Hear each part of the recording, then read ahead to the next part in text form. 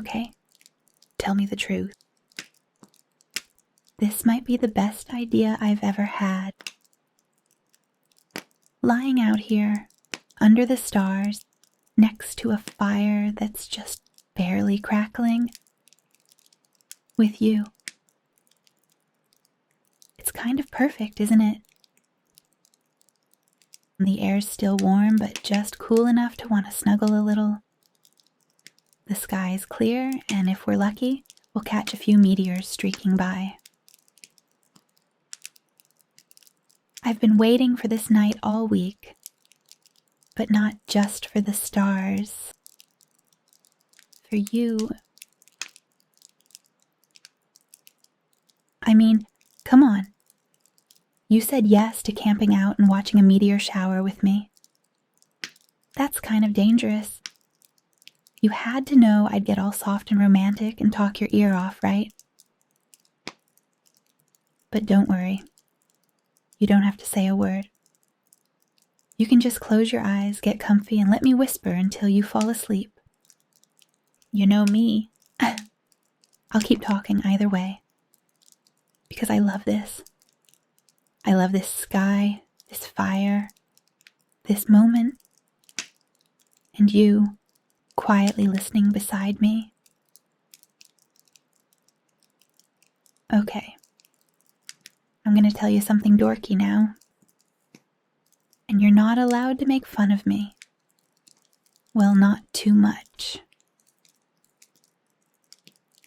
I was obsessed with stars when I was little.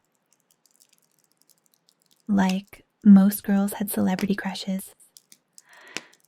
I had Orion.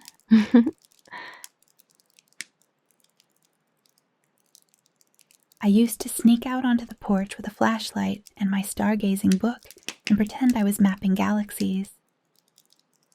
Meanwhile, I could barely find the Big Dipper without flipping to the index.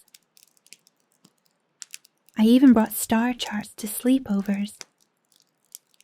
Yep. Everyone else brought magazines and nail polish and talked about boys. And there I was, unfolding a laminated sky map and asking if anyone wanted to go outside and try to find Polaris. They thought I was a little weird. I knew it.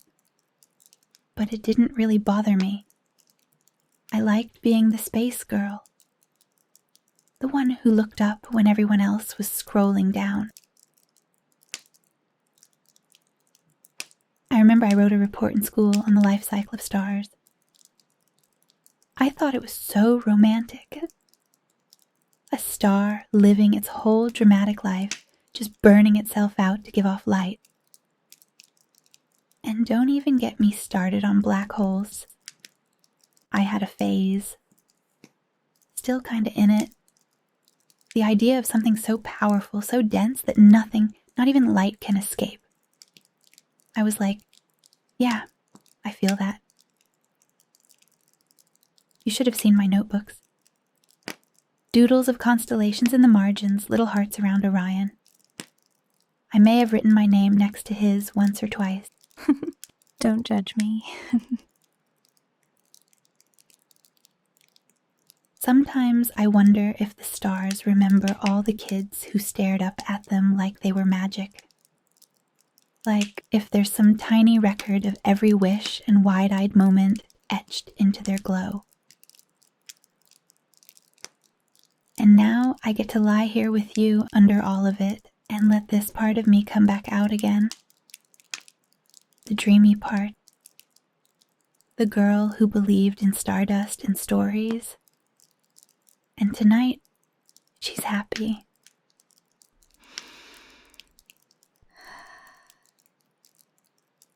Thank you for letting me share this with you.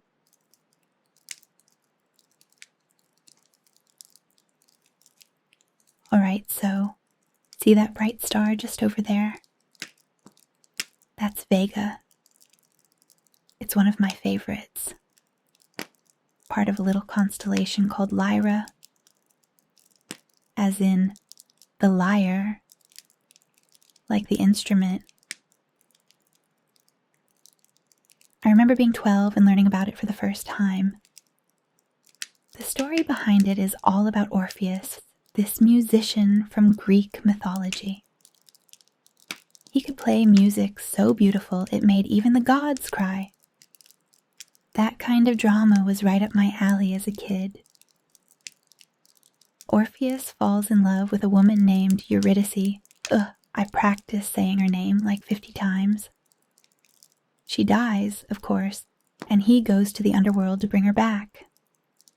He charms everyone with his music, even Hades. But the catch is, he's not allowed to look back at her while they're leaving. And guess what he does? Yep. Looks back. She vanishes forever.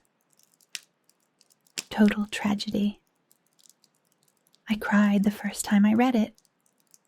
And I was also mad because, just don't look back, Orpheus.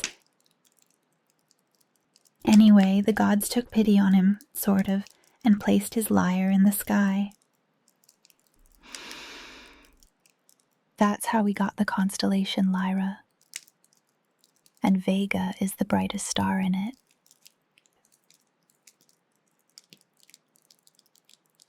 When I was little, I used to imagine that Orpheus could still play his music through the stars. Like if you listened close enough, you'd hear a faint melody in the night sky. I'd lie awake on summer nights, staring out my bedroom window, trying to hear it. I was a weird little romantic. Now I just think Vega looks like the kind of star that would hum softly while you sleep.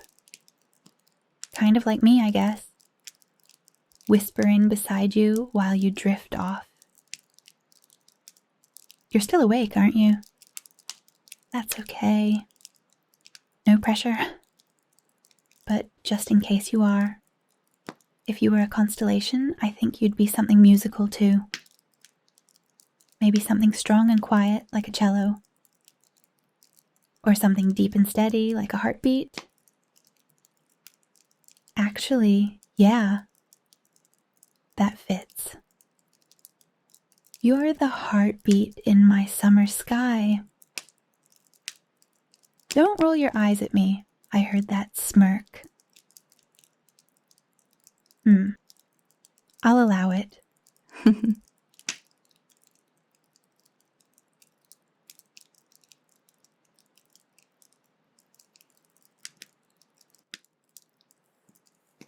Oh, did you see that? The first shooting star. That was a big one. Straight across the middle of the sky, like it was showing off just for us. I made a wish. Obviously. But I'm not telling you what it was. I still kind of believe it won't come true if I say it out loud. I used to think wishes had rules. Like, you only get one per star. You had to close your eyes and cross your fingers and whisper it really fast. I was so serious about it. Now, I think a wish is just hope with better lighting. A tiny moment where you decide to believe something good could actually happen. What would you wish for? You don't have to tell me. But I wonder, would it be something about me? Would it be something sweet, something safe, or something just a little reckless? I think mine's kind of all three. Which sounds like a terrible combination unless you're lying beside a campfire with someone who makes you feel exactly like that. If you've gone quiet again, I don't know if you're asleep or just listening. Either way, I like it. You're warm, still, and I can feel your breath. I wish we could stay in this moment forever. Like the sky could freeze just like this. the stillness of the night, the brightness of the stars, the air smelling like cedar and smoke, and the heat of the fire not quite matching the heat between you and me.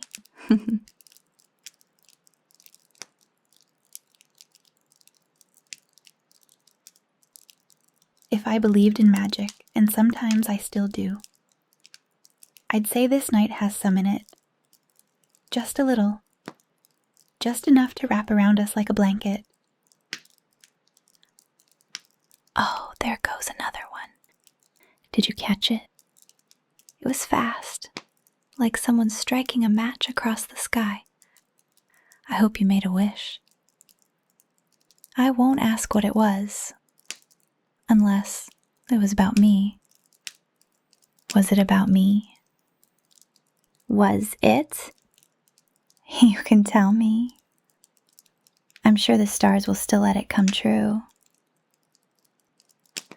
Tell me.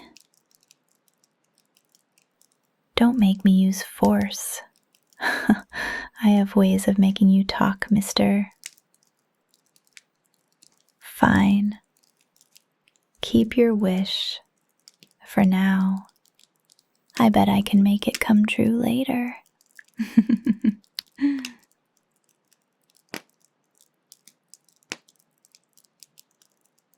You can sleep if you want to.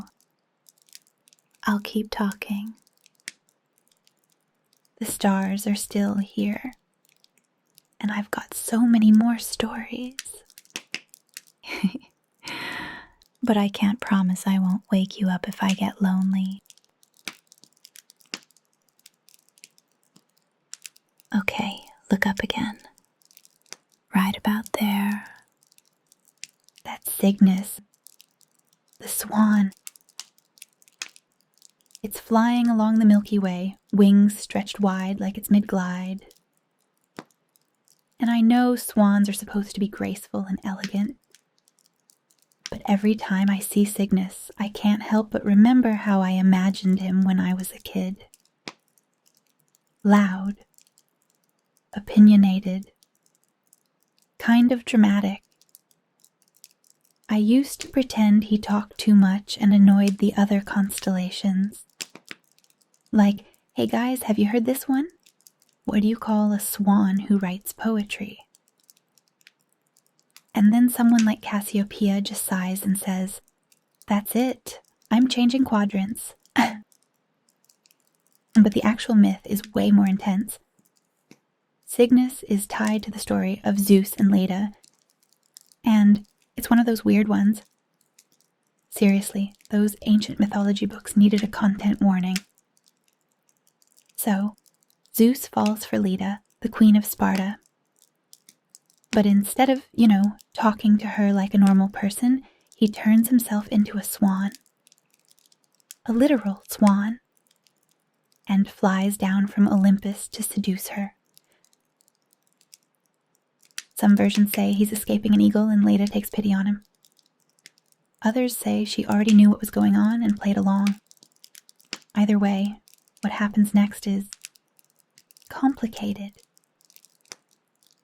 She ends up laying 2 eggs. Yeah, eggs. And from those eggs hatch 4 kids. Helen of Troy, Clytemnestra, and the twins Castor and Pollux. I remember reading that and just blinking at the page like, I'm sorry, what? She laid eggs? In Sparta? That's where we're going with this? Also, how does that even work? Like, physically? A swan? With a woman? I had so many questions. I still do.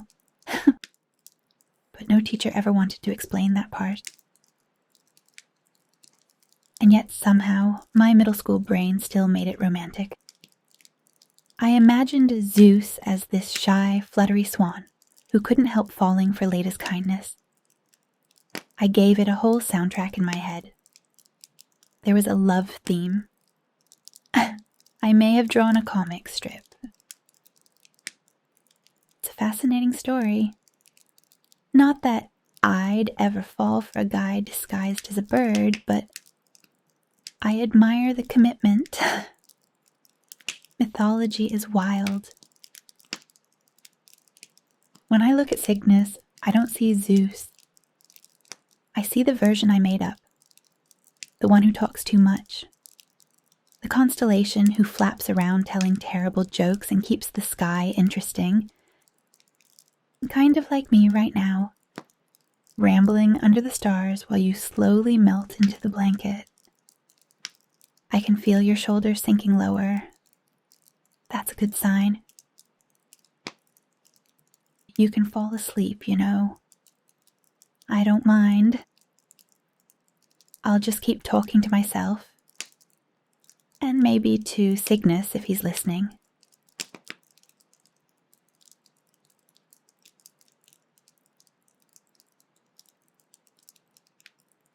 Wow, did you see that?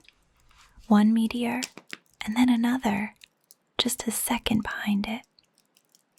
Okay, now the sky is definitely showing off. That was like the universe winking twice. Do you think a double shooting star means we get 2 wishes or one big wish? Because I do have one big thing in mind. But I'll keep my wish a secret. Nope, you didn't share yours. That's what you get.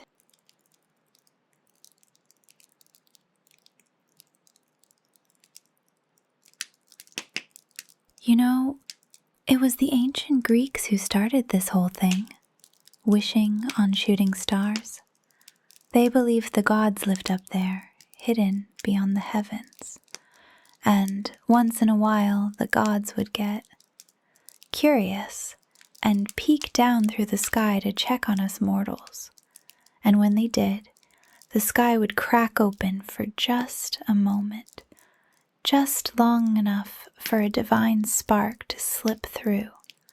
And those sparks were shooting stars. And because the gods were watching, that brief moment became special. And a wish that was made right then had a better chance of being heard by the gods and being granted.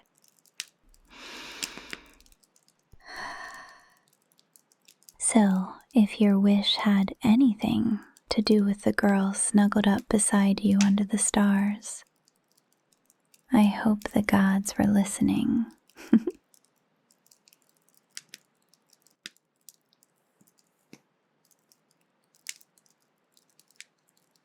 Okay, deep breath, because this next story is ridiculous. Like full-blown intergalactic drama. Ready?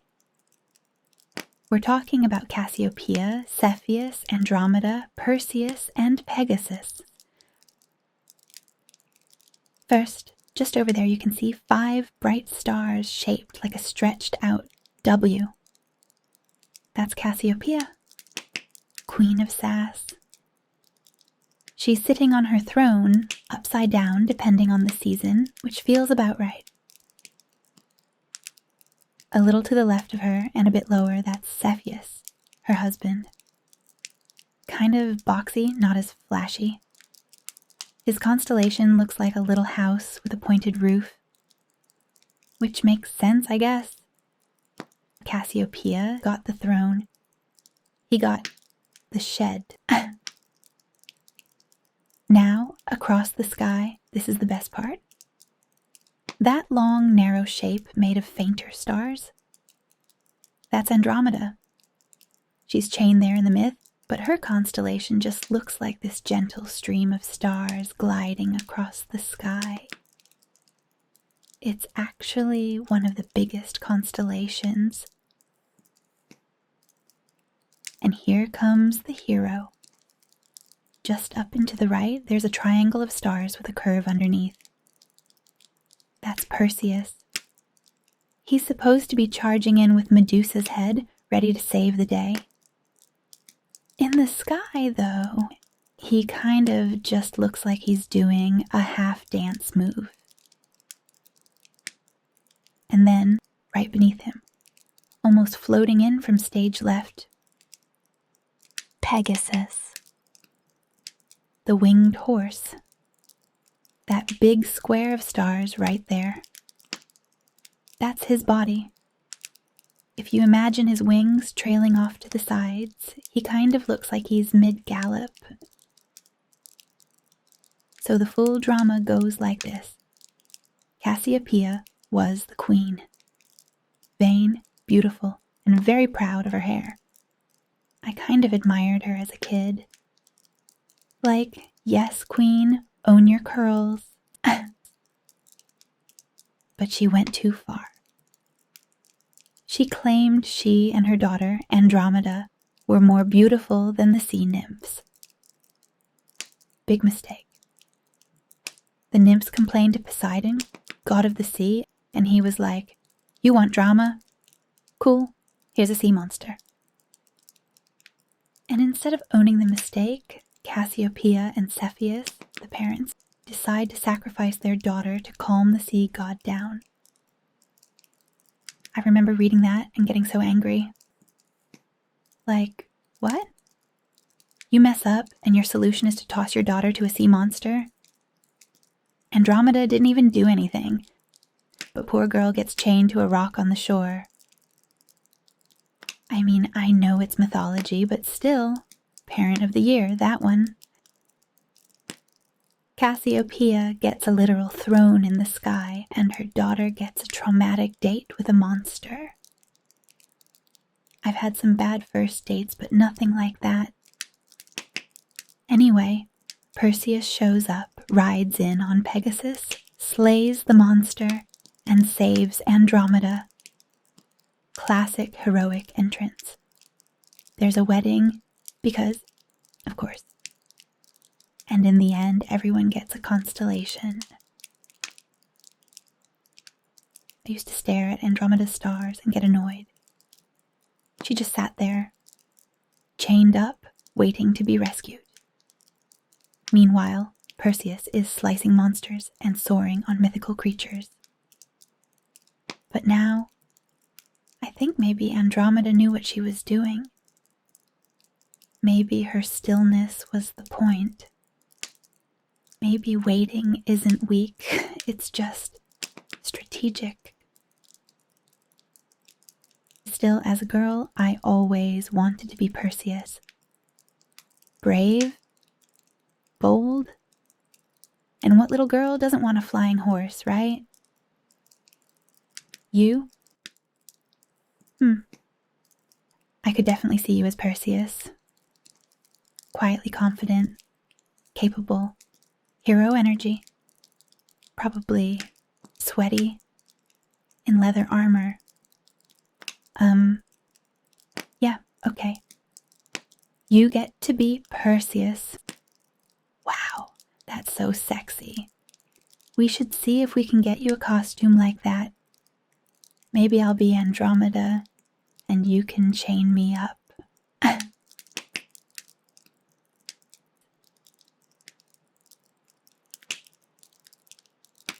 Okay, here's another, and it's weirdly sweet. That tiny diamond shape just above the horizon over there to the east, that's Delphinus, the little dolphin. Most people don't even notice it.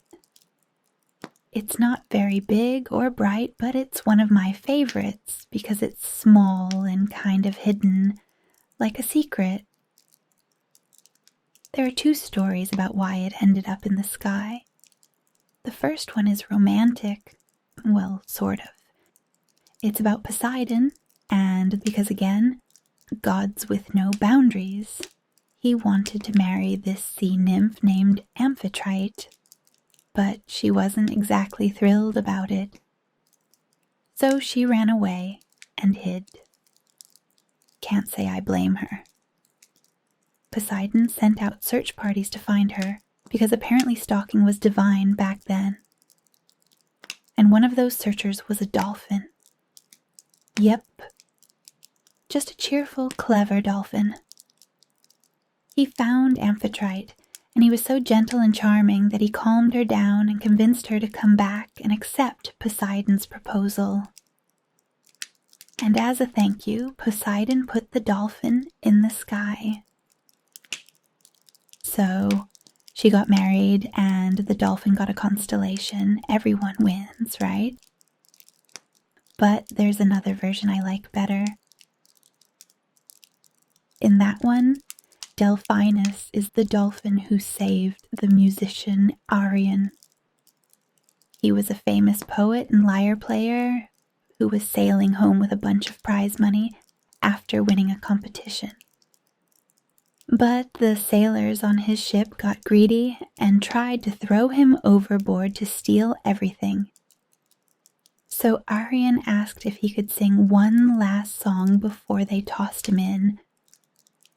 Kind of dramatic, but fair.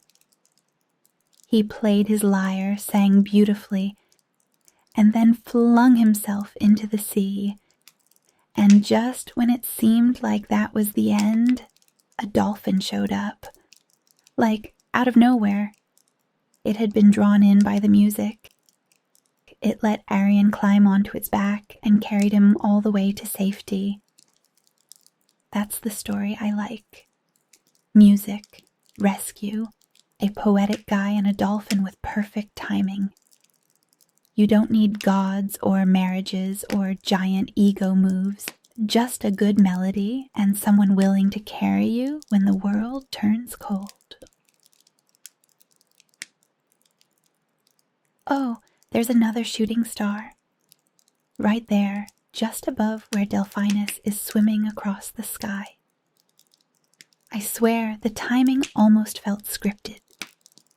Like the stars were listening in. I think about Delphinus a lot. How even something small, something soft, can be the hero of a story. Not a warrior, not a king. Just a dolphin with a kind heart. Maybe that's how it is with you. You don't crash in. You don't boast. You just show up, and somehow, without even trying, you make me want to follow. It's getting late now. The fire's soft. The stars are still keeping watch. And I could keep talking forever, but I think I'm getting sleepy too. Maybe I'll keep whispering just a little longer. Even if you're already dreaming. I like the idea that my voice might drift into your sleep like a story from long ago.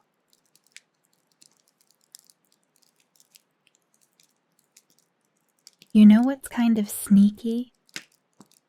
There are constellations up there we can't even see tonight. They're either too faint or hiding just below the horizon. But they're still there. Just waiting for the season to shift.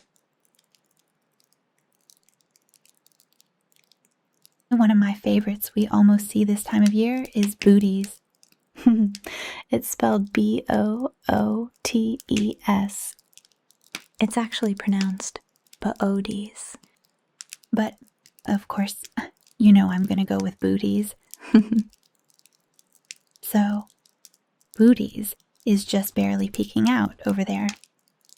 He's the herdsman. Sounds peaceful, right? But the myth is kind of blurry. Some stories say he invented the plow. Others say he's just chasing after the Big Dipper forever, trying to herd the bears. Yes, bears. That's what the Big Dipper is part of. It's actually the tail of Ursa Major, the Great Bear. And nearby is Ursa Minor, the Little Bear, which makes Polaris, the North Star, the tip of the little bear's tail. The Greeks said Callisto was the Great Bear. And her story, it's one of those that kind of makes you mad. She was a beautiful, wild-hearted nymph and a devoted follower of Artemis, one of Zeus's daughters and goddess of the hunt. Callisto had taken a vow of chastity total loyalty to Artemis. No marriage, no men, just the hunt. But then Zeus saw her and decided he had to have her. And instead of, taking no for an answer, he disguised himself as Artemis, the goddess Callisto trusted most, to get close to her. Yeah. He shapeshifted into his own daughter, and while Callisto was confused and vulnerable, he forced himself on her. So that's a whole therapy scroll waiting to be unraveled. But Callisto was tricked, taken advantage of, and ended up pregnant. And yes, that's another woman Zeus tricked and impregnated. First Leda with the swan thing, now Callisto with an Artemis disguise. Zeus had some serious boundary issues and a flair for theatrics. Anyway, when Artemis found out, she was furious, and Callisto was cast out of her circle. Eventually, Callisto gave birth to her son, Arcas, and tried to raise him in secret. Then Hera, Zeus's wife, found out, got jealous, and turned Callisto into a bear. Because that's totally fair. Let's blame the traumatized woman instead of the king of the gods with zero self-control. So Callisto spends years alone in the forest as a bear. Until one day, her son Arcas, who didn't know his mom was a bear, nearly kills her on a hunt. But Zeus intervenes after causing all this mess and throws them both into the sky as bears.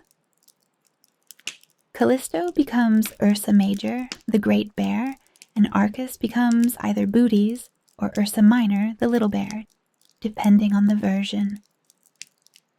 And now they just circle the North Star, spinning forever. If I were tossed into the sky, I'd want to be something cuter than a bear. Like a fox. Or maybe a hummingbird. Something small, bright, and a little flirty. Although, knowing me, I'd get assigned some awkward constellation that no one can ever find. Just a bunch of faint dots someone swears is a unicorn with anxiety.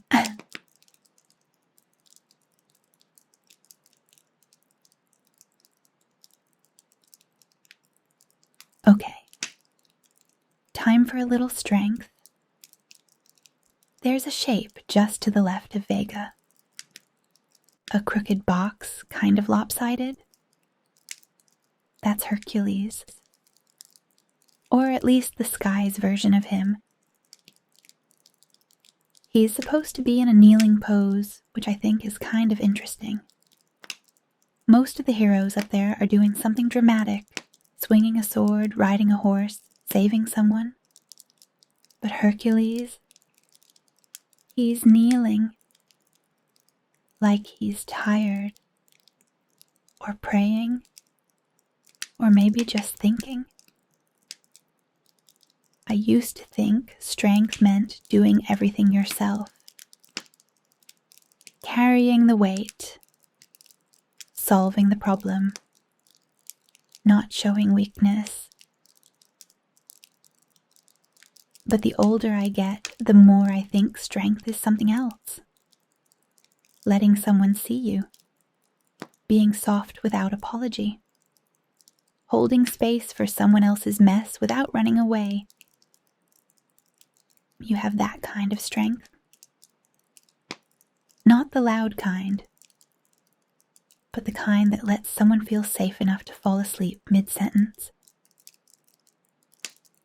And maybe I'm doing that now. Starting to fade a little. Words getting slow. Voice getting softer. Still warm beside you. But I'll keep talking a little longer.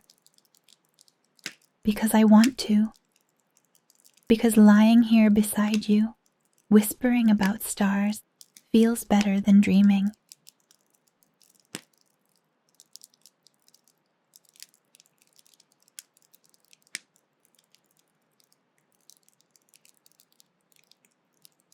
You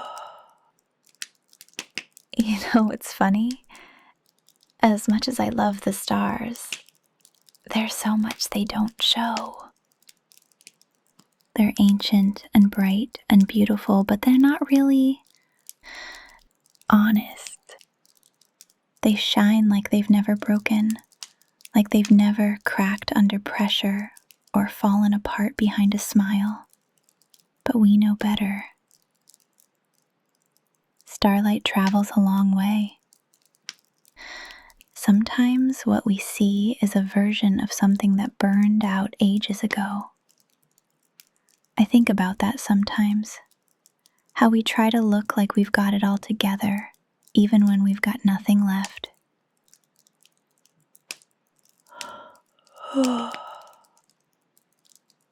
I've done that. Been that. A pretty sky hiding a quiet ache. But with you, it's different. I don't feel like I have to shine all the time. I can just be here.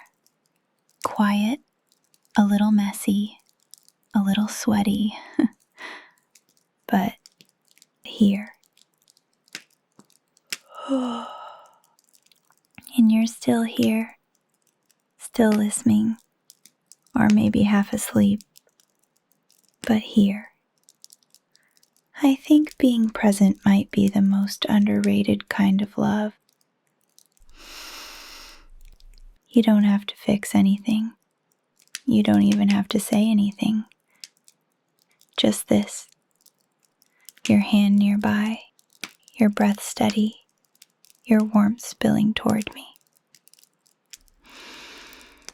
Sometimes I wonder what you see when you look at me.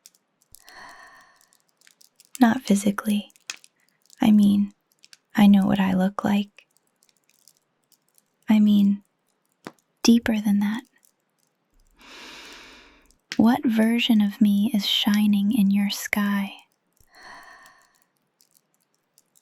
Because when I look at you, even in the dark, I feel seen. Not the bright parts I choose to show, but the soft, quiet ones I usually keep tucked away. It's scary sometimes, but it's good. It means you're real. So, thank you for staying, for letting me be a little weird and a little tender and a little too into mythology.